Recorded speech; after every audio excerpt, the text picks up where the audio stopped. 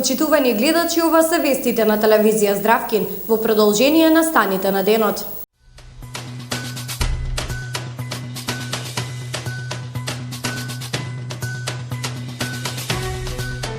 Општина Велес распиша конкурс за стипендии за ученици и студенти.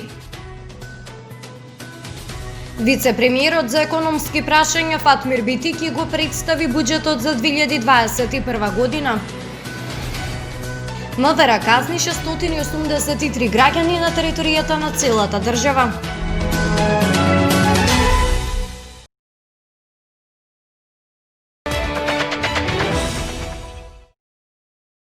Општина Велес распиша конкурс за доделување на стипендии за ученици и студенти за учебната 2020-2021 година. Деталите во продолжение. Локалната власт распиша конкурс за доделување на стипендии на ученици и студенти за учебната 2020-2021 година. Општина Велес ќе додели 10 стипендии на талентирани ученици од 3 и 4 година во средно образование. Стипендијата е во висина од 1500 денари месечно, а се исплатува 9 месеци во годината. Општина Велес ќе додели 10 стипендии на талентирани студенти со завршена најмалку 1 година од студиите во високото образование. Стипендијата е во висина од 2000 денари месечно, а исто така се исплатува 9 месеци во годината. Постојат одредени услови кои што треба да ги исполнуваат учениците и студентите кои што се објавени на веб страницата на Општина Велес. Рокот за поднесување на документите започнува од 20 месецов и ќе трае до 4 декември оваа година. Резултатите од конкурсот ќе бидат објавени најдоцна до 10 декември 2020 година.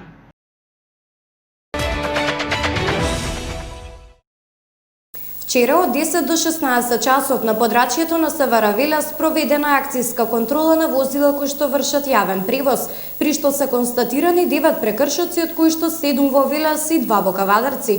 Против прекршителите ќе бидат поднесени соодветни пријави.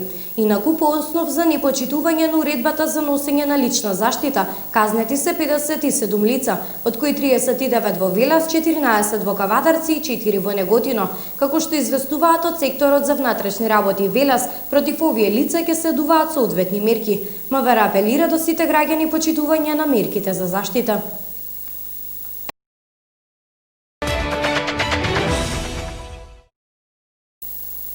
Една вести од областа на културата. Во сабота на 21 ноември со почеток во 19 часот премиерно ќе биде изведена монодрамата Исмена. Како што известуваат од театарот Јордан Хаџиконстантинов Џинот, ова е праизведба на драмски текст чиј што автор е Катарина Момева, режијата е на Елеонора Теова, улогата на Исмена ја толкува Моника Ставравска, а автор на музиката е Сашко Костов.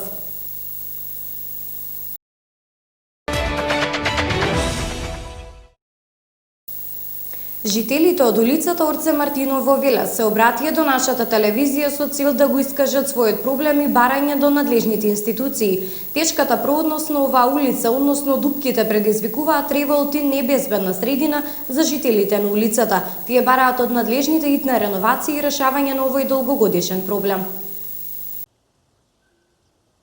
Жителите на улицата Орце Мартинов се обратија до нашата редакција со цел надлежните институции да го чујат нивниот глас и да им помогнат за целосна реновација на оваа улица.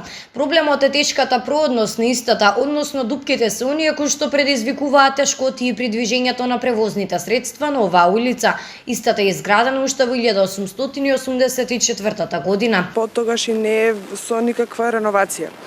На оваа улица се претпоставува дека има највише дупки и тие се најголем проблем во главно за движењето, како и за превозни средства, така и во зимскиот периоди и за нас. Ние од надлежните институции бараме за тотална реновација на оваа улица, за подобра функционалност. Како што изјавија жителите пред нашата камера, оваа опасност исто така голема, особено во текот на зимните денови кога настапува снегот, невозможно искачување на превозни средства и воопшто пешачењето по оваа угорница. Снегот кој ќе падне, значи тука се намалува функционалноста највише за нас пешаците за движење. Значи тука не може да помине на пример со камион со сол да се стопи мразот, туку треба ние тука сите да се договориме и рачно да се ги чисти снегот, Така, доека не се направи тоа, тука никакво превозно средство не може да достигне до крајната цел. Граѓаните бараат од надлежните институции брза реакција со цел решавање на овој долгогодишен проблем.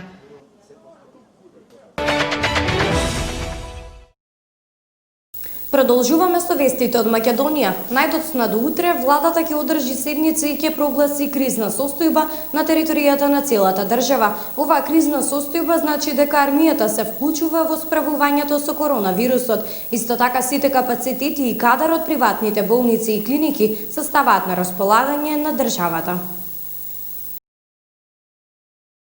Денеска Советот за безбедност предложи прогласување на кризна состојба на територијата на целата држава во наредните 30 дена. Донесовме заклучок.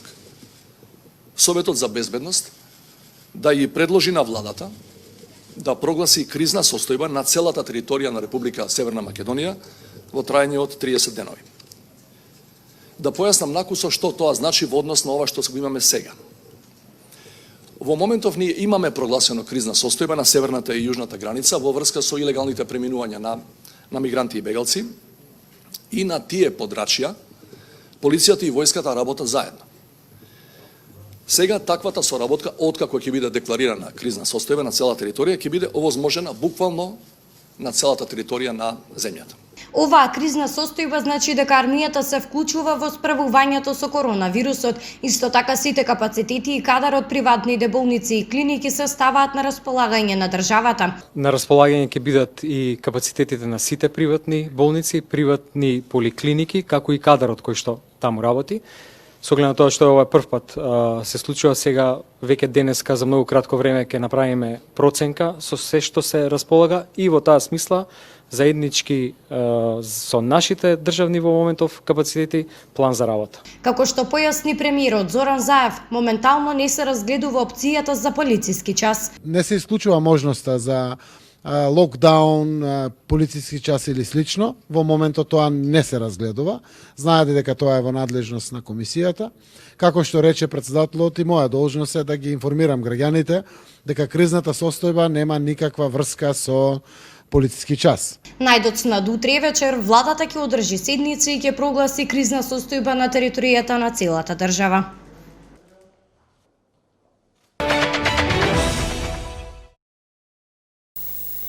Со буџетот за 2021 година и со наредните, очекуваме да се вратиме на предкризното ниво на БДП веќе во втората половина на 2022 година, а веќе во 2025 година нашата економија да расте со стапка од 5,9%, изјави вице-премиерот за економски прашања Фатмир Битики. Недвосмислено додаде тој, потребни се повисоки стапки на раст кои ќе значат и поголем обем на производство, создавање на производи со повисока додадена вредност, иновативни решенија, а сето тоа ќе резултира и со повисок животен стандард на граѓаните.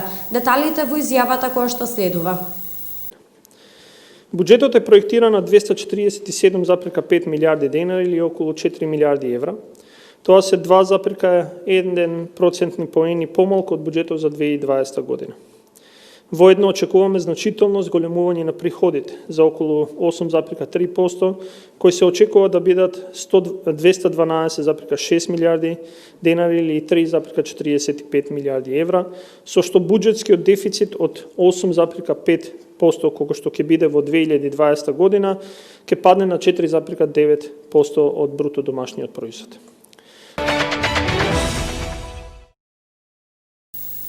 Министерот за информатичко општество и администрација Јетон Шекири го представи предлог буџетот за 2021 година, осврнувајќи се на тековните идните проекти во насока на развој на дигитализацијата и на професионализацијата на администрацијата.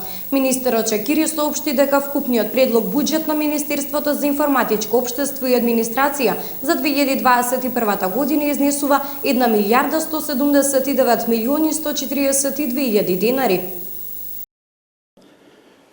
Првиот столб и најголемиот дел од овие средства, односно 900 милиони денари, се одвојува за финансирање на Агенцијата за аудио и аудиовизуелни медиумски услуги, Националната радиодифузија и Националната радиотелевизија. На тој начин, граѓаните се ослободени од трошоци, а од друга страна, овие институции добиват редовни и предвидливи средства, односно возможуваме нивна автономност и независност.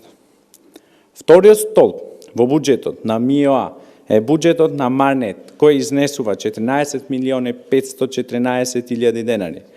Со одвојување на средства во буџетот, а и како дел од Националниот оперативен бродбенд план, инвестираме на поврзување на универзитетите и сите останати образовни истражувачки установи во мрежата на Марнет, што ќе придонесе кон реализација на целите поврзани со зголемување на потребите по користење на бродбенд услуги и нивна промоција, како и намалување на дигиталниот јаз.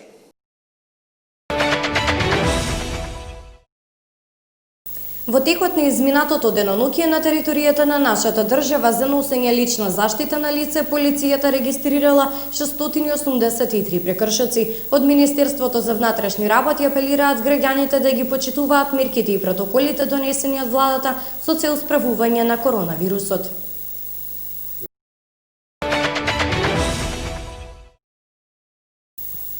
Хрватскиот министер за здравство Вили Берош е позитивен на COVID-19. Бугарија на третото место во Европската унија и втора на Балканот според смртност од COVID-19. Јужна Австралија влезе во најстрого 6-дневно затворање. Во продолжение правиме преглед на вестите од светот. Хрватскиот министер за здравство Вили Берош е позитивен на COVID-19, објавено е од неговиот кабинет. Се наведува дека Берош е во стабилна здравствена состојба со лесна клиничка слика и дека ќе продолжи да извршува својата должност во изолација. Минатата недела Берош бил тестиран 2 пати и 2 пати резултатот бил негативен. Се претпоставува дека министерот се заразил во округот Вараждин минатата сабота.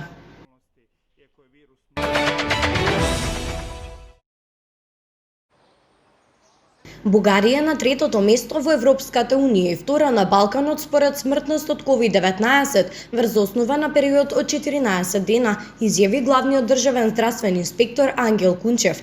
Нашата земја на 13-тото место во Европската унија според инциденцата на COVID-19, рече тој. Кунчев изрази лично мислење и истакна дека мора да се донесе многу дефинитивна одлука или усогласување со мерките сега или да се премине на многу построги. Другата опција е се повеќе болни и се повеќе изгубени животи, додаде Кунчев.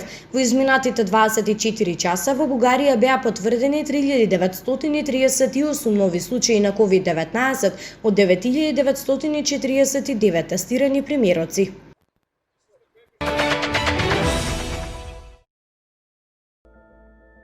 Едно од најстрогите епидемиолошки затворања во Австралија започна во четвртокот и ги запре речиси сите други активности, собирање на отворени простории, венчавки, погреби, дури и доставување храна, во обидите на властите да го сузбијат ширењето на коронавирусот. Претходно во средата супермаркетите биле преполни со луѓе кои се снабдувале со резерви од храна и други продукти.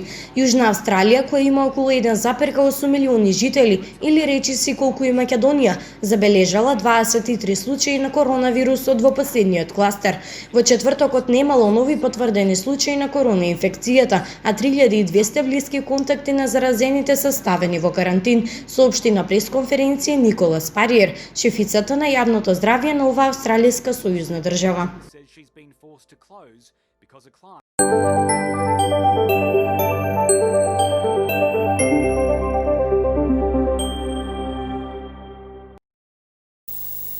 Следува временската прогноза. Информациите ги подготви колегата Злата Јосифовски.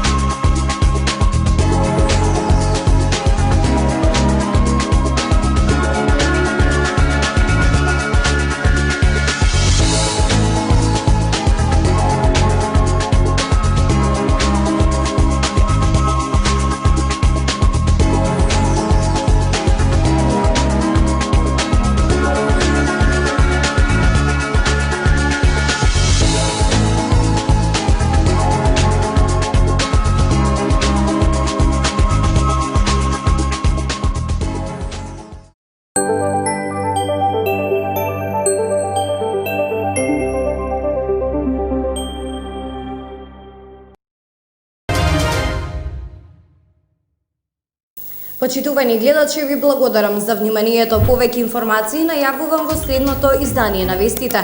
До тогаш следете нашата Facebook страница Телевизија Здравкин. Имајте пријатна вечер.